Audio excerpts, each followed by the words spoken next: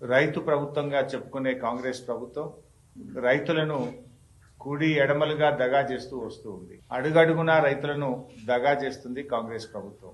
రైతుల విషయంలో కాంగ్రెస్ పార్టీ మాటలు కోటలు దాటుతా ఉన్నాయి.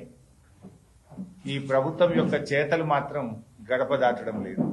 మీరందరూ కూడా సాక్ష్యం. రైతు రుణమాఫీకి సంబంధించి మహబూబ్ నగర్ జిల్లాలో 2 నెలల కింద ముఖ్యమంత్రి గారు 2750 కోట్ల రూపాయల రుణమాఫీ డబ్బులు విడుదల చేశాను అని చెక్ కూడా ఇచ్చిండు.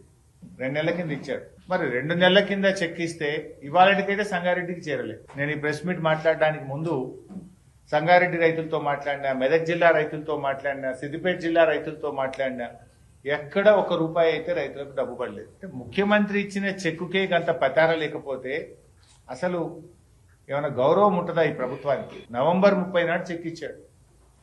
నవంబర్ 30 నాడు ముఖ్యమంత్రి 2750 కోట్లు రైతులకు విడుదల చేస్తున్నాడు. ముఖ్యమంత్రి చెక్ ఇస్తాడు.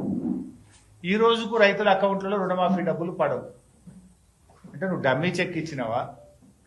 అంటే ఎన్నికల ముందు ఏదైతే హామీలు డమ్మీ హామీలు ఇచ్చినావో ముఖ్యమంత్రి అయినాక కూడా డమ్మీ చెక్కులు ఇస్తున్నారా ముఖ్యమంత్రి గారు? మీరు ఎక్కడ పోయినాయి డబ్బులు? మరి గాల్లే ఉన్నాయా? నువ్వు ఇచ్చిన చెక్కు ఎందుకు పాస్ అయితలేదు? అయితే డమ్మీ చెక్ ఇవ్వాలి, లేకపోతే రైతుల్ని ప్రజల్ని మోసం చేయాలి.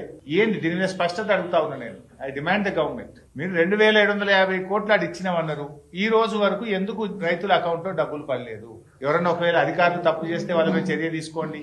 ముఖ్యమంత్రి గారు చెక్ అంటే ఈ రాష్ట్రానికి ఆయన హెడ్, అది పాస్ కావాలి కదా. ఒకవేళ అధికారులు తప్పుదో పట్టించిండ్రా, చెక్ బౌన్స్ అయిందా, చెక్కు ఏదైనా దారి తప్పిపోయిందా, ఏమైపోయింది? ఎందుకు రైతుల అకౌంట్ లో డబ్బులు పట్టలేవో అని నేను అడుగుతాను.